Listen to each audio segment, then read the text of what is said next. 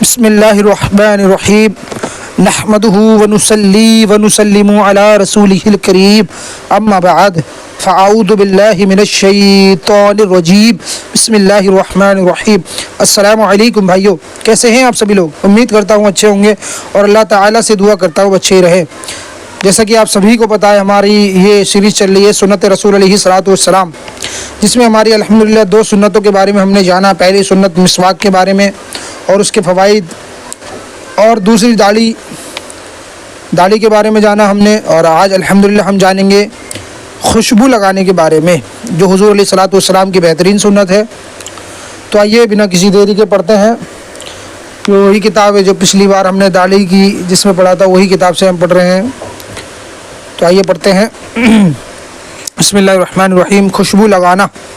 خوشبو لگانا نبی علیہ الصلوۃ والسلام کی محبوب سنت ہے۔ سبحان اللہ۔ خوشبو اچھی تاثرات پیدا کرتی ہے، اس لیے اس کا استعمال درست قرار دیا گیا ہے۔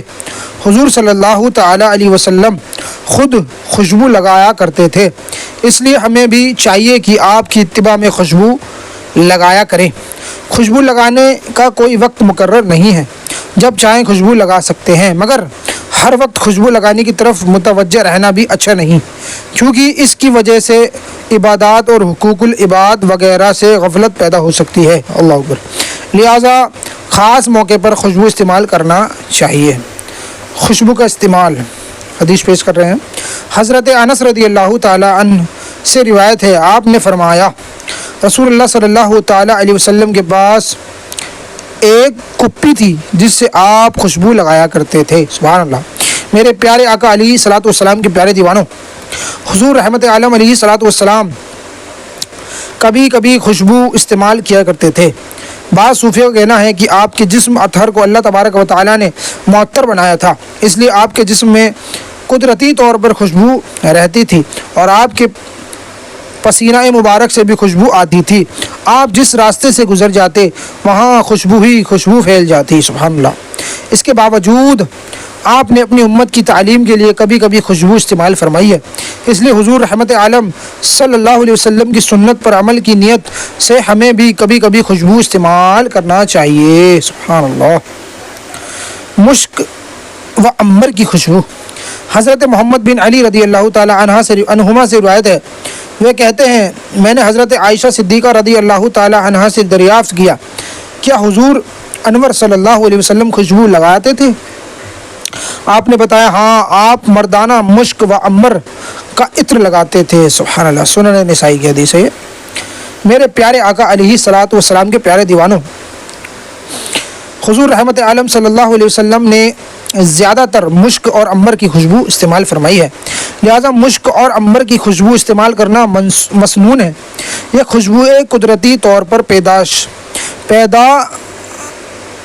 پیدائشی ہیں، انہیں سونگھنے سے دماغ معطر ہوتا اور تر و تازہ ہو جاتا ہے اور ذہن کو فرحت اور تقویت پہنچتی ہے، اس لیے ہمیں چاہیے کہ خاص موقع پر مشک یا عنبر استعمال کیا کریں۔ سبحان اللہ۔ بہترین خوشبو۔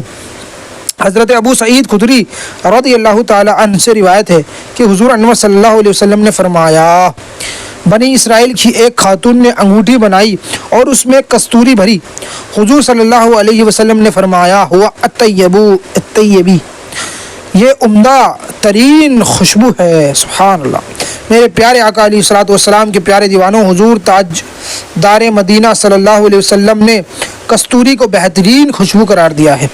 کستوری، جسے مشک بھی کہا جاتا ہے، ہرن کا نافہ ہے جو اکثر دیسی ادویات میں طاقت کے لیے استعمال ہوتے ہیں، اور یہ عمدہ ترین خوشبوؤں میں شمار کی جاتی ہے۔ مرد اور عورت کی خوشبو میں کیا فرق ہے، آئیے جانتے ہیں۔ ابو ہریرہ رضی اللہ تعالی عنہ سے مروی ہے کہ حضور انور صلی اللہ علیہ وسلم نے ارشاد فرمایا، مردوں کی خوشبو وہ ہے جس سے خوشبو معلوم ہو لیکن رنگ دار نہ ہو۔ مردوں کی خوشبو وہ ہے جس سے خوشبو تو معلوم ہو لیکن رنگ دار نہ ہو، اور عورتوں کی خوشبو وہ ہے جس کا رنگ معلوم ہو لیکن خوشبو نہ پھیلے۔ میرے پیارے آقا علیہ الصلوۃ والسلام کے پیارے دیوانوں، اس روایت سے پتہ چلا کہ مرد اور عورت دونوں کو یکساں خوشبو استعمال نہیں کرنی چاہیے، بلکہ اسلام نے ان کے لیے جو حد متعین کی ہے اس کے مطابق انہیں خوشبو استعمال کرنی چاہیے۔ عورتوں کو ایسی خوشبو استعمال کرنے کی اجازت نہیں جو دور تک پھیلے، اس لیے کہ اس کی وجہ سے وہ غیروں کی توجہ کا مرکز بنیں گی، اور اسلام نے ہر اس کام پر پابندی لگائی ہے جس کی بنیاد پر کوئی عورت کسی مرد کی توجہ کا مرکز ہے۔ آج ہم دیکھتے ہیں کہ عورتیں نہایت ہی بھڑکیلی پرفیوم لگا کر بازاروں میں نکل پڑتی ہیں۔ ہندوستان میں ملنے والے پرفیوم میں عموماً الکحل کی آمیزش ہوتی ہے جو کہ نجس مادہ ہے، اور کپڑے یا بدن پر لگانے سے وہ بھی نجس ہو جاتا ہے، اس لیے نہ ہی مردوں کے لیے ان کا استعمال جائز ہے اور نہ عورتوں کے لیے۔ پھر عورتوں کے لیے تو بدرجہ اولا ناجائز ہے۔ اس میں سے پھوٹنے والی بھڑکیلی خوشبو کافی دور تک پھیلتی ہے۔ خوشبو کا اظہار۔ حضرت ابو موسیٰ اشعری رضی اللہ تعالی عنہ سے روایت ہے، حضور علیہ الصلوۃ والسلام نے فرمایا، جو عورت خوشبو لگا کر لوگوں کے پاس اس گھر سے جائے کہ وہ اس کی خوشبو سونگے، وہ زانیہ ہے۔ اللہ اکبر۔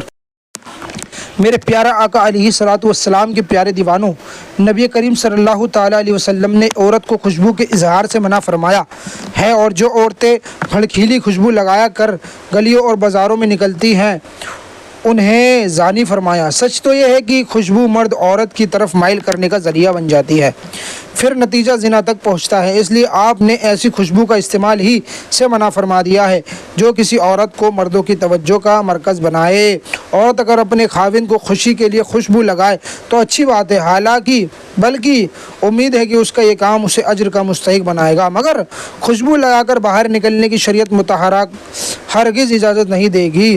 عورتوں کو یہ نہیں سمجھنا چاہیے کہ اسلام نے ان پر پابندی عائد کی ہے، حالانکہ یہ یاد رکھنا چاہیے کہ اسلام نے عورتوں کے تحفظ کی رائے ہموار کی ہے، اس لیے اسلام کے بیان کردہ احکام دل جان سے قبول کرنا چاہیے اور اپنی زندگی اسلام طرز ہی پر گزارنی چاہیے۔ سبحان اللہ۔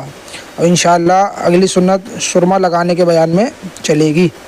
تب تک کے لیے آپ سے وداع لیتے ہیں۔ السلام علیکم ورحمۃ اللہ وبرکاتہ۔